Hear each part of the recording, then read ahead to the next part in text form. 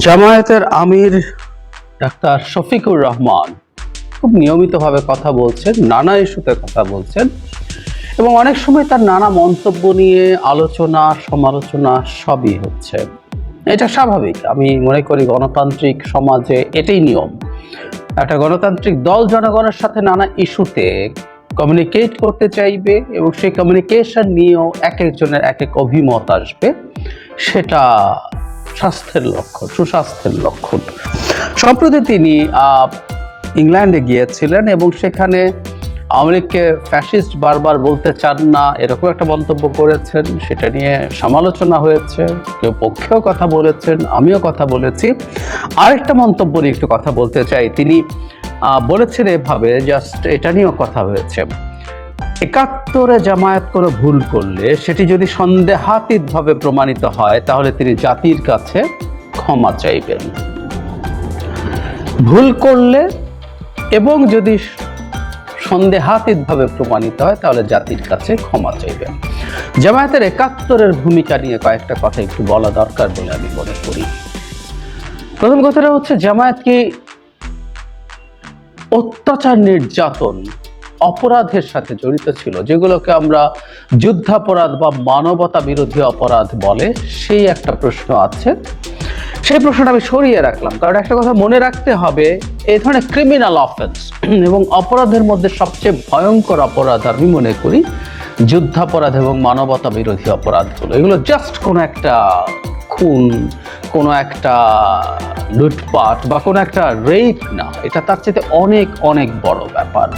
সুতরাং এরকম কিছুদের সাথে যদি জামায়াত জড়িত থাকে, এর মধ্যে ক্ষমা চাওয়ার কোনো প্রশ্ন নাই। এগুলো বহু বছর পরও এগুলোর সাথে জড়িতদের এবং সংগঠন হিসেবে জামাতকে বিচার করা সম্ভব বলে আমি মনে করি। ওই তর্কে আমি ঢুকছি না, যদিও আমরা অনেকেই এইটা জানি যে দেয়ার আ ওয়াইড স্প্রেড পারসেপশন যে এগুলোর সাথেও তারা জড়িত ছিলেন। আবারও বলছি, আমি এই বিতর্ক এইখানে ঢুকছি না, এটা এই তর্কের জায়গা না। আমার অন্য একটা বিষয় আলোচনার বিষয় আছে, সেটা হলো ৭১-এ জামায়াত পাকিস্তান এক থাকুক এটা চেয়েছে। এটা তারা পলিটিক্যালি চেয়েছে এবং এই চাওয়ার মধ্যে আসলে দোষেরও কিছু নাই, কথা সত্য। কিন্তু জামায়াত কি তারপরও খুব গ্রোস ভুল করেনি? আমরা এভাবে যদি যাই যে যখন ৬৬ আসছে, ৭০-এর নির্বাচন হলো, এবং আমরা মনে রাখবো ৭০-এর নির্বাচনে যখন আওয়ামী লীগ এরকম অকল্পনীয়, মানে ল্যান্ডস্লাইড বললেও কম বলা হয়, ভিক্টরি তার আসে, সে সময়ও আওয়ামী লীগ নৌকা মার্কা পূর্ব পাকিস্তানে ভোটের 74% পেয়েছিল। ২৬% মানুষ তখনও আওয়ামী লীগকে ভোট দেয়নি, নৌকাকে ভোট দেয়নি, এবং সেটা স্বাধীনতার জন্যও ছিল না, হুইচ ইজ রাইট। ওই ভোটটা ছিল আসলে একটা পাকিস্তানের ইতিহাসে প্রথমবারের মতো পাকিস্তানের যে সংসদ, এই একই সাথে একটা গণপরিষদ হবে, সেটা নির্বাচন। শেখ মুজিবুর রহমানের ভোট চাওয়ার মূল জায়গা ছিল, উনি ৬ দফা দিয়েছেন, ৬ দফার ভিত্তিতে তিনি পূর্ব পাকিস্তানকে একটা ফেডারেল স্টেট, এবং এখানে একটা খুব চমৎকার কতগুলো রাইট, উনি বলছেন যে বৈষম্য হচ্ছে। আমাদের বিখ্যাত পোস্টারটার কথা নিশ্চয়ই আমরা শুনেছি, আমাদের পরবর্তীতে আমরা এটার ছবিও পাওয়া যায়। সেটা হচ্ছে সোনার বাংলা শ্মশান কেন। এই সোনার বাংলাকে আবার সোনার বাংলা করে তোলার জন্য তিনি ৬ দফার ভিত্তিতে, যদি এটাকে অনেকগুলো রাইট সহ, সেই ভিত্তিতে তিনি এটাকে এই বৈষম্য দূর করবেন, স্বাধীনতা চাইবেন, স্বাধীনতা চাওয়ার ম্যান্ডেট সেটা ছিল না। তখনও কিন্তু ২৬% মানুষ ভোট দেয়নি। সো বাংলাদেশে একটা গুরুত্বপূর্ণ অংশের মানুষ ছিলেন এই তৎকালীন পূর্ব পাকিস্তানেও, যারা শেখ মুজিবুর রহমানের সমর্থক ছিলেন। 1/4 অফ দ্য পিপল, অ্যাটলিস্ট 70 নির্বাচন যদি আমরা খেয়াল করি। আর এরপর যদি এটা হতো, আমি জানি না, ৭০-এ যদি বলা হতো যে আমরা পাকিস্তান থেকে আলাদা হয়ে যেতে চাই, সেটারও পার্সেন্টেজ কত হতো আর রিয়ালিটি হতো, কিন্তু একটা সিগনিফিক্যান্ট নাম্বার অফ পিপল ওর মধ্যে ছিল, এবং জামায়াত সেই হিসেবে থাকতেও পারে, সমস্যা নেই। কারণ আমরা জানি যে চীনপন্থী কমিউনিস্টরাও আলাদা হতে চাননি, কারণ আমরা জানি চীনপন্থী কমিউনিস্টরা যেটা হয়েছে, তারা যেহেতু পাকিস্তানের পক্ষে আছে, কমিউনিস্ট দলগুলোর কিবলা এক একজনের এক এক দিকে ছিল বলে তারা ওখান থেকে যে আদেশ আসতো সেটাই বলতো। পাকিস্তানের পক্ষে যেহেতু, পাকিস্তানের অখণ্ডতার পক্ষে যেহেতু চীন ছিল, তারাও এই স্বাধীনতার বিরোধিতা যুদ্ধের সময়ও করেছে।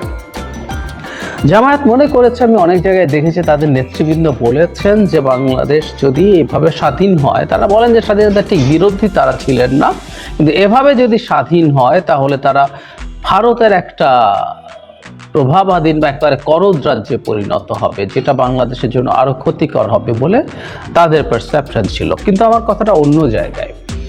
যখন 25শে মার্চের ক্র্যাকডাউন ঘটল, বহু মানুষকে হত্যা করা হলো, তারপর যখন আমরা স্বাধীনতা ঘোষণা করে